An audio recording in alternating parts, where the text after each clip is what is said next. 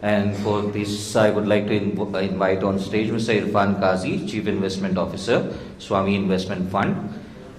The fireside chat will be moderated by Mr. Shobhit Agarwal, Managing Director and Chief Executive Officer, Anarock Capital.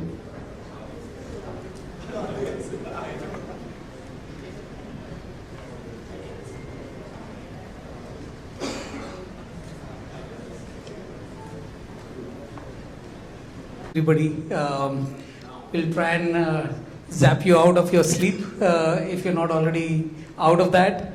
I'm very, very privileged today to host Irfan. Irfan, apart from just being very old friend and acquaintance, is obviously at a very important place and serving a very different purpose, which we'll talk about. He heads SWAMIH Fund, which is basically a special purpose vehicle of the Government of India, which was formed about 3-4 years ago, to help and rescue stuck projects, real estate projects in India. And I'm going to start this whole, maybe just 15 minutes of rapid fire round from Irfan to try and, I gave him a script, but I didn't tell him it's a dummy script. So I have very, very different questions. And so the first ball is going to be a little bit of googly. Irfan, I mean, I will get to SWAMIH a little bit, but you've worked in various private equity funds. And you've been a thorough investment professional. Before we start on the mission of SWAMIH, what's been the one big differentiator for you personally and your experience, saying how was it in other shops versus what's happening in SWAMIH? I think that will give an insight to what SWAMIH is all about and what's the philosophy of SWAMIH Fund? I like your approach, Shobhit. You've given me a list of questions, and then the word rapid fire is never mentioned anywhere there. Right? I've glanced through it, none of that. This question also is not there.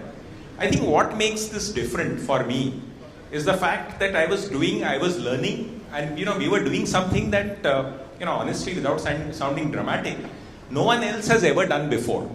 No one else has ever done it at a scale and at a speed like we were trying to, right?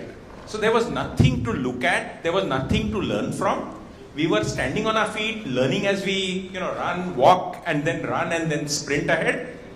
And I think that helped because we could take decisions. We could, I believe, we functioned as a startup unit.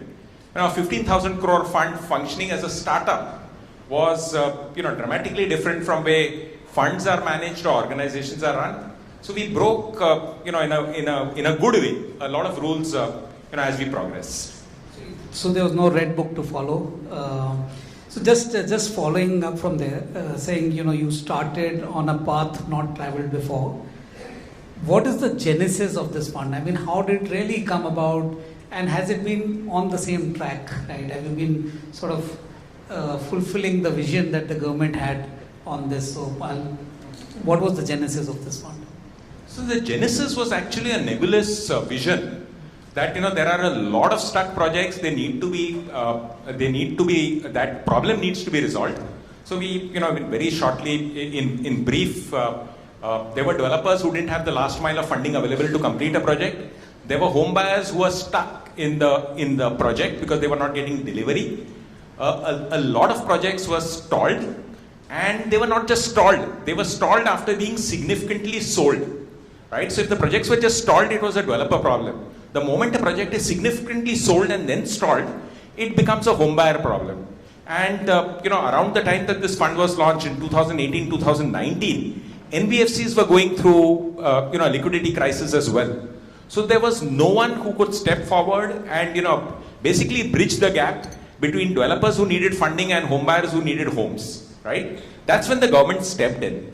But nobody really knew what we were talking about, right? Nothing of, like I mentioned earlier, this hadn't been tried before. We had a fair idea of what needs to be done, but we were also sure that we were going to invest in companies. We were going to complete projects which everyone else had given up on, right? So we had bankers, we had private equity funds, we had NBFCs, and they had all stopped funding these companies. So every one of them was not just a lost case, but pretty much everyone who could help them had given up on them. And that's when we stepped in. Yeah, I mean, just to give stats, I think on the stuck project side, I have the numbers saying when you guys started, there were some 1,500 projects that were stuck, that required 55,000 crores to complete. But I think that was not the point. I think you guys were always focused, and whenever I met you, Irfan, you said this is a social impact fund, not to be looked at as real estate. We're not solving the problem of real estate really, we're solving the home buyers problem. How do you see that playing out? How many homes have you delivered? How many families have got a roof over their head? So what's going on there? So, Shobit, I think we are solving the home buyers problem. That is the principal mandate of the fund. But as collateral benefit or collateral damage, right, depending on which side you are on, developers are going to benefit, the real estate industry is going to get the payoffs and from this, from the fact that such projects have got revived. So where are we now in terms of our life cycle? We are a 3-year-old fund now. Honestly, when we came into existence, everyone thought that this was just an announcement. It would never turn into a reality. The truth and the reality now is we are now funding about 139 projects. We are on the way to complete about 83,000 homes. And those are, like I always remind myself, that is, well said and so on. But what have we actually done? What we've done and what matters is we've completed 23,000 homes already. This is in about 59 projects. So while those projects are not completely complete, some phases are complete, and as a result, about 23,000 homes are ready for delivery to customers. That's very, very good. Big round of applause. And just staying on these numbers, given your pipeline that you know already, and I'm assuming they are at a point where you're sanctioning. In the next 4 years or 5 years, how many homes, such homes, do you think are going to get delivered? So you've done 23,000 homes. What's the pipeline? If everything that you have gets done, then how much will you reach? So if everything we have in the pipeline gets done, and it won't be, right? Past experience has told us that a lot of companies falter between our 2 stages of approval, that is a preliminary approval and a final approval. Currently about 83,000 homes have a final approval. About 1 lakh homes have a preliminary approval. So between them about 1.9 lakh homes could potentially be completed if all the deals in the pipeline flow through. That's excellent. I mean, look, I think India is anywhere between 3 lakhs to 4 lakh new homes. And if you're going to finish all of this, I think it's going to be amazing for the home buyers. And also, generally, nobody likes to look at unfinished buildings. So obviously, you're making the urban India look quite nice. Speaking of which, I mean, I started this question saying you've been in private equity shops before. Typically, my work is to track all of these guys. And I end up traveling largely between Delhi, Bombay, Bangalore. Occasionally I'll go to Calcutta, occasionally I'll go to Chennai, occasionally I'll go to Hyderabad. But those are rare trips. Where does your work take you? Are you still sort of restricted to these cities, or do you go everywhere else? So as a fund, right, I have some limitations on travel. But as a fund, we are now present in about 30 cities across the country. Right, which is about 27 more than the number you mentioned. I mean, 30 cities is amazing. Can you name some of those 30 cities? So cities that I heard of only in textbooks, right? Panipat, Sonepat, Karnal, right? The Battle of Panipat, for example. All of us knew about it. Very few of us, India is a vast country. We never get an occasion to travel to those parts of the country. My team has traveled. We, as part of our asset management, and asset management is the core of what we do. Investing isn't. It's not about being 15,000 crores. It's about how money is spent in our fund, right? That's what's important to us. And as part of that, the team is regularly on the ground.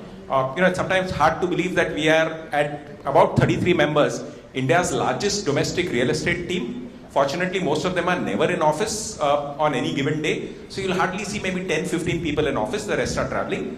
And they're traveling across the country. Even the travel schedule to most of the smaller towns can't be easily done. It can't be a day trip. It becomes a overnight trip regardless, and so on. So nothing stops you, which city, which markets, as long as it's a stuck project and there are home buyers that need help. Absolutely. No issues at all. Absolutely. Our mandate was Yeah. specifically that we are a national fund. We will look at all kinds of projects. We will not make high and mighty statements about the demand supply situation in every micro market.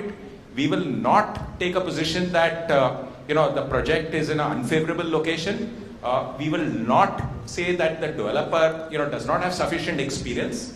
We will only look at the victims involved, which in this case are home buyers. If there are home buyers, whatever the crime, right, whatever the reason, whether it's a bad project, a bad promoter, or a bad location, or a bad history, or legal issues, we will get in. We are like those firefighters, right? You do not pass value statements on why the fire occurred while the building is still on fire. You actually step in, you douse the fire, and then maybe you try and find out what happened.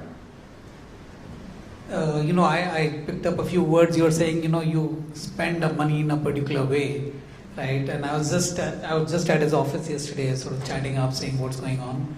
And he said, I've sanctioned so many loans, and some of them get rejected for a very peculiar reason. And I said, what is that peculiarity? Why do people not take your money? Because they are amongst the only guys that lend to such situation at extremely competitive rates, right? So pricing is fixed, it's not to be negotiated. It's not like you say, okay, 15% because you're stuck, 18% because you're super stuck. They give one standard pricing, that's the mandate of the government.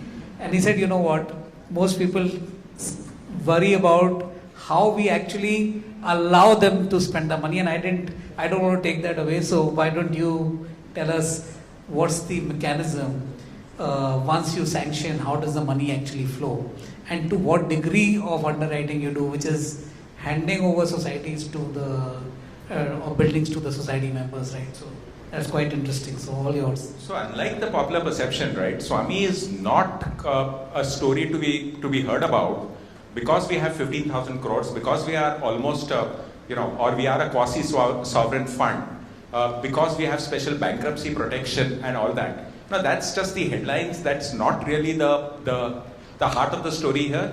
The story here is about how we allow money to be spent in the project. So every single expenditure in the project is done through an escrow account that is controlled by our team.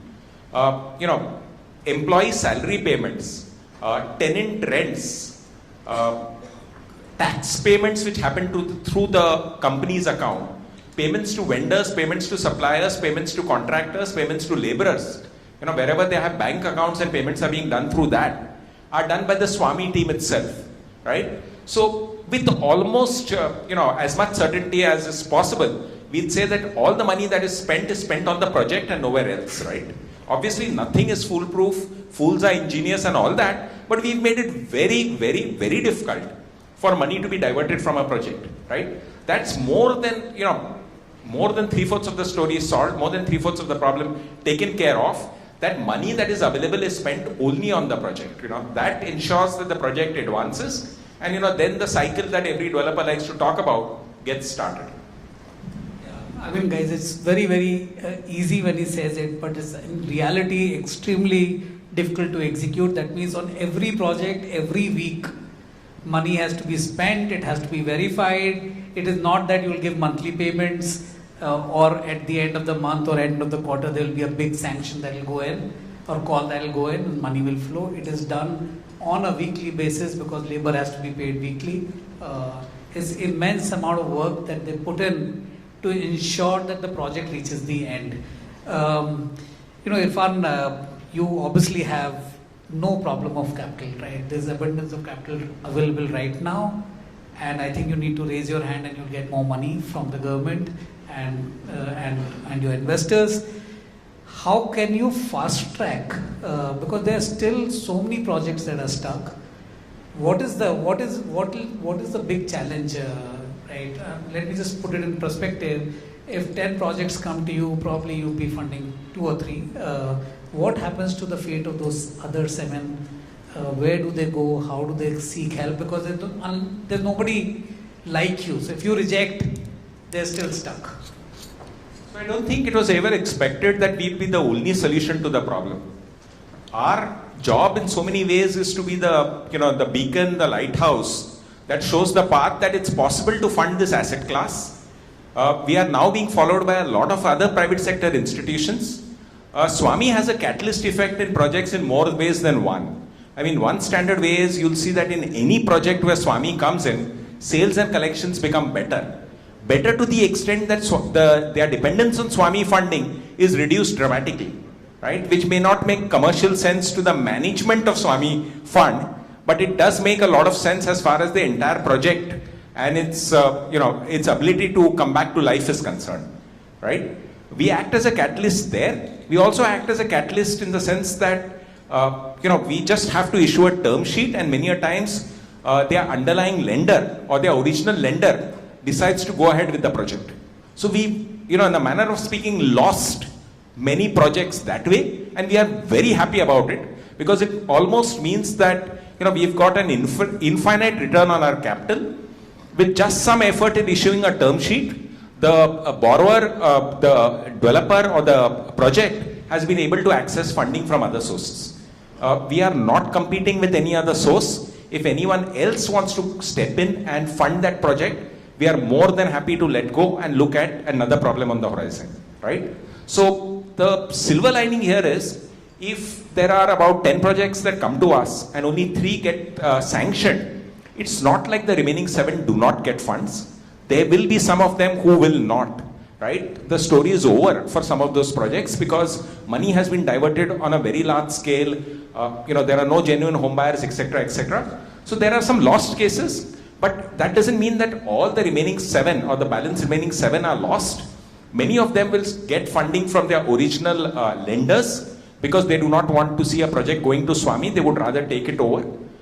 Many of them get funding from alternative AIFs and so on. So we are looking at that because we think that in a way we've established that it's possible to generate a return on the capital we invest. We have a very modest return expectation, so we look at funding all projects regardless of their risk profile at 12%, right? But these are all projects where we are almost the lender of the last resort. No one else is prepared to fund the projects. And I'm so glad to report that in spite of that, there are about 12 projects where we've entered, funded, completed and redeemed our capital back. So we've already started returning capital back to our investors, which is primarily Government of India, SBI and LIC. Guys, can we have a round of applause for the good work SWAMIH has done? It's really impressive the way you've gone about. On sort of work that we do as ourselves, trying to fix stuck projects, sometimes find some capital for them. We often find the challenges when the project gets stuck and it's on the way downhill. The developers or the original owners of those projects create so many rights or issues. How do you see this? Do you lose deals during diligence? Which is a lot of that is what we experience, especially on stuck projects. They don't disclose what the problem was. They've taken money unsecured. They've created some charge, double sales, double dip, and all of that. How do you handle that? So we have a 2-stage approval process. We first give a preliminary due diligence approval that is based on the story told to us by the developer. Sometimes the word story sounds sarcastic, right? When we do our own due diligence and we finally establish what is the truth there is a major deviation, and that's what you're referring to. Yeah. We see that in almost every project that we are dealing with, right? Now, our skill, our efforts are at bridging that gap, are trying to see how can we mitigate that risk, how can we price that risk, what is the downside and the probability that we see from that risk. So all those risks are there in all our projects. It is just a call that we take, a judgmental call, whether there is enough money to solve the problem if and when it arises. And one more interesting fact I would like you to repeat. What happens to projects that are gravitating or have gone into NCLT, or the promoter is missing, or he's incapacitated in a position where you can't deal with him, whatever that situation is? Will you still fund? Because everybody else tells me, the first thing about investment is counterparty, right? That's all we've learned, saying counterparty risk, counterparty risk. How much is counterparty risk for you? See, in a way, we took a dramatically different approach from what is still known as relationship banking within the industry, right? Where you look at the promoter and then fund all the projects. We do not look at the promoter. Most of the time, that creates issues as far as risk analysis are concerned. We instead look at the project. We look at what are the cash flows possible from the project. To answer the other part, right, the NCLT bit, we have that special leeway. We have been recognized as interim financing under IBC. We are the only fund in the country that is currently recognized. We are therefore able to provide funding to companies which are either going to go to NCLT or are within the NCLT process. So we are looking at those companies, but honestly we've not made significant headway there. The NCLT process just drags on. There have been very few resolutions, especially in real estate in NCLT, and there's enough discussion out there on the conflicting interest of home buyers, speculators, lenders, and so on, which has led to a stalemate there. But we can at least say that we are looking at several cases. If there is progress on COC approvals, we'll be able to do maybe 25-50 such proposals. Excellent. Our time is up, but I still wanted to take this opportunity to two more questions quickly. One is, any notable stories that you've come across, either success or not successful, during your investment period in SWAMIH Fund? Anything that kind of gives you goosebumps? I'll give you a very Kisapita answer, right? It's like asking someone to choose his favorite child. We've dealt with we've given final approval to about 31 projects, right? Each of these projects are, almost all of them, 99% of those projects are those projects that nobody else was willing to fund. We have given an approval to them. We have funded some of those projects. We've got our capital back, right? So I think each of those, 23,000 homes we've completed, each of those 12 projects that we've completely exited, is a personal success story for, some member of our team. Superb. Just the last question, and I would like to wrap up with this. You have led a unique enterprise in a very, very different way, one of its kinds, and it's had a profound impact on real estate in general. 23,000 homes, 120 projects. Do you ever intend to write a storybook on these chapters and characters and projects that you've met anytime in the future? It'll be really interesting. What do you think about that as an alternative career? So that's a talent that I'm yet to discover, right? I have tried writing stories, but short stories, and I pride myself almost sadistic pride that I can write pages without conveying any meaning. But that's, so I try to, or at least I try, I don't know to the extent I'm successful, but I play with words. If you see my LinkedIn profile, I have written a couple of short stories, and more than the guts to write them, I've taken the guts to post them on LinkedIn, right? I'm sure some future interviewer will be asking me about them, but I'll at least thank him for having read them. That would be one or two more than the actual number of people that have read the story. I don't intend to write a book about SWAMIH, right? I'll be living SWAMIH for quite a few years, and I would see recognition, I would see a reward in the fact that one, all the number of homes we complete, etc., but also, when this asset class becomes a more accepted asset class for investment houses, right? When distressed residential investment becomes a norm, and people, are already in so many ways referring to, what is called as the SWAMIH style of funding, right? When that becomes more prevalent, we think that should become the standard for lending or for investments across, NBFCs, banks, AIFs, and so on. Right now, we are an exception. I hope we become the rule. That's all. Thank you, Irfan. I think there's some questions coming in. Again, untyped questions were not part of the curriculum, but No, so we'll allow probably 2 or 3 questions, guys. feel free. If I can't answer them, I'll get back to you. It's not really a question, it's a compliment and a question really. Compliment, Irfan, I would say is to both the government of India. Because there are several schemes that we hear about, but this is in true sense, we are living it, we are seeing it. Many schemes are announced, sometimes we think it's more academic. We don't see it. This one we have experienced it. I do want to compliment is that, seeing your team and you work, it has been very enjoyable as an experience. You said is that what have we done? Two things that you didn't mention is that, you have brought in confidence in real estate. Because a number of these projects, 23,000 homes which were not completed, these home buyers were genuinely aggrieved. And if they are aggrieved, they will spread a negative sentiment. You completed their homes, they got their homes. This is a big confidence. Second is the amount of duas that you guys would have gotten, from those 23,000 home buyers. It is their lifetime saving.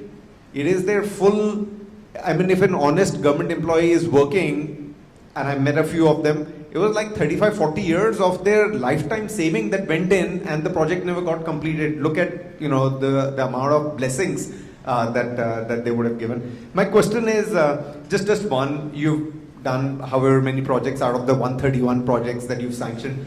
Irfan, any case that has gone wrong?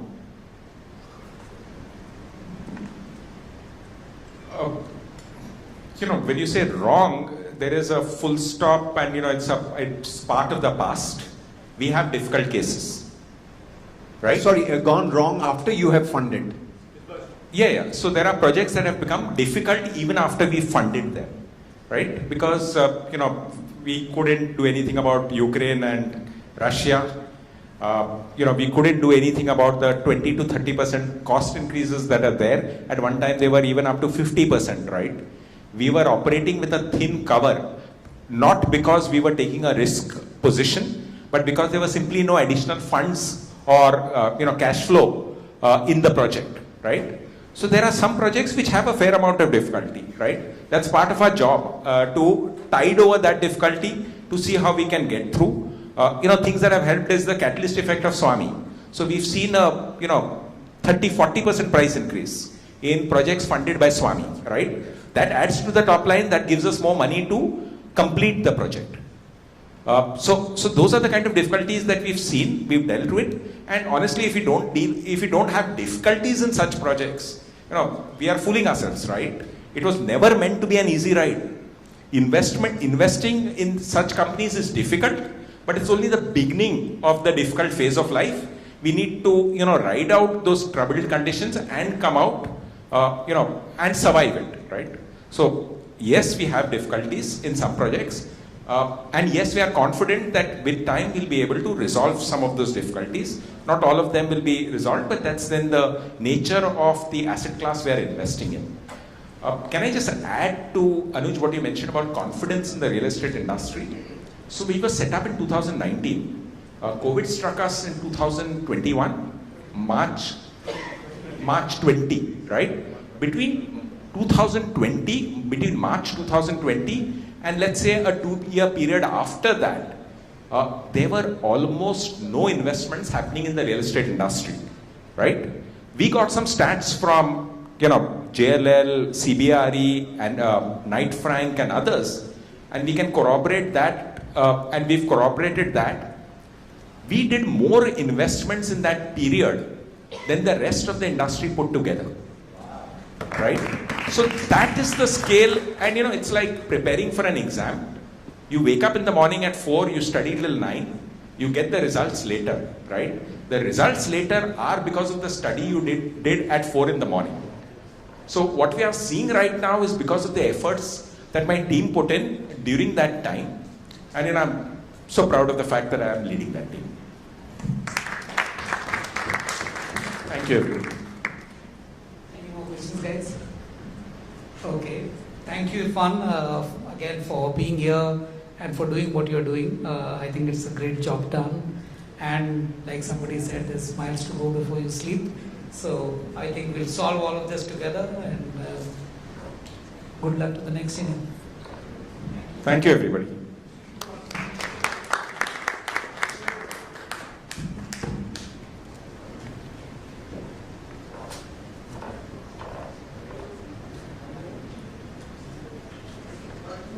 Thank you very much.